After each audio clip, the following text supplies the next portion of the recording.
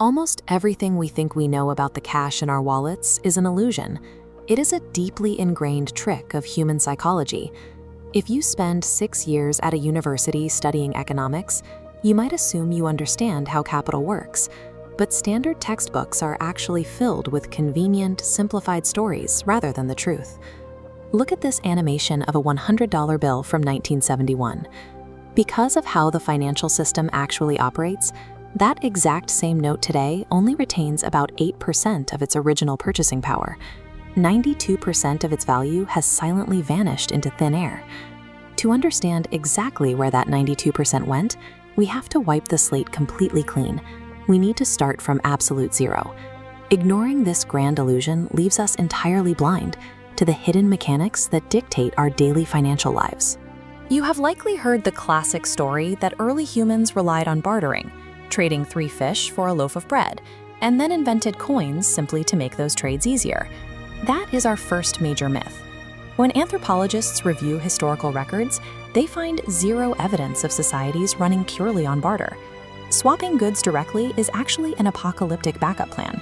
People only resort to it when a society's actual currency completely collapses, like during the 2002 economic crisis in Argentina. The oldest writing humanity has ever discovered in ancient Mesopotamia consists of clay debt ledgers. These ancient tablets were simply recorded promises. They documented that someone borrowed grain or tools and made an agreement to eventually pay them back. We see this exact same principle on the remote Pacific island of Yap. The locals used enormous, multi-ton limestone discs as their money. When a storm sank one of these massive stones to the bottom of the ocean, the islanders' mental ledger simply retained its full value. They agreed who owned it, so it still worked. The giant stone was never the point. Throughout history, money has never been a physical object of intrinsic value. It has always been a shared social contract. By design, money is supposed to work exactly like a ruler. It acts as a completely fixed, stable measuring tool for value across time and space. But there is a massive catch. Because money is purely a human agreement, the ruler can be secretly shortened without anyone telling you. This brings us to the second widely held myth, the idea that our paper money represents a hard, reliable physical asset safely locked away in a vault. To trace how the ruler shrinks, we have to look at 17th century London. People started leaving their heavy physical gold with local goldsmiths who had secure vaults, and in exchange, they traded lightweight paper receipts. This diagram shows exactly how the trap was set. Goldsmiths realized that only a fraction of people ever came to collect their physical gold on any given day, so they secretly started printing brand new paper receipts for gold they didn't actually have, and loaned them out to collect interest. When authorities discovered this massive fraud, they didn't shut it down. Desperate for cash to fund ongoing wars, kings actually institutionalized the practice. They officially created the Bank of England to do exactly the same thing.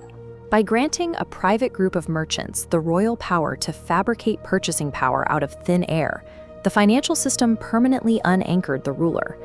Over the next few centuries, the world wrestled with the chaos of printing presses.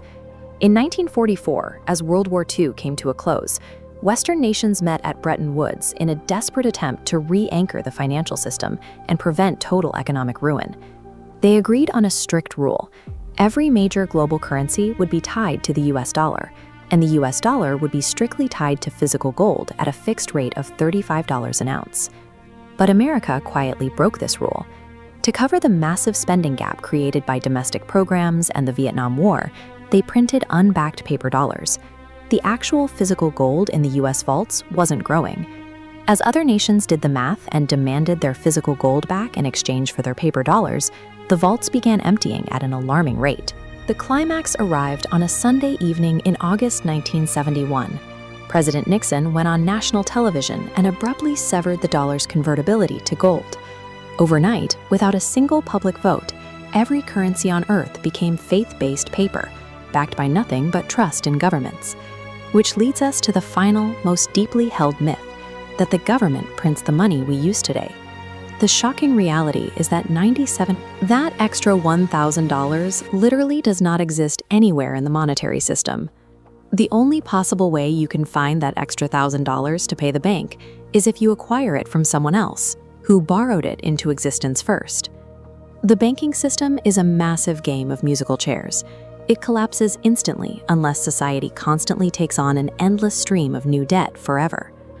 Because the system absolutely requires endless new debt just to function, the money supply naturally grows vastly faster than the actual goods and services in the economy. This graph illustrates the direct mathematical consequence. The universally accepted 2% inflation target, often politely called price stability, is a completely deliberate mechanism. Compounding over 35 years, it is mathematically designed to slice the value of a lifetime of savings in half. The responsible saver pays the ultimate price. They work hard, avoid debt, and watch their hard-earned purchasing power simply melt away year after year. Meanwhile, governments, the largest borrowers on Earth, benefit immensely. They get to borrow strong money today and pay back their old, massive national debts with newly created, highly diluted money years later. Perpetual wealth dilution is the system's intended function. This architecture exists to sustain the massive debt-driven machinery we live within. Always keep questioning the ruler.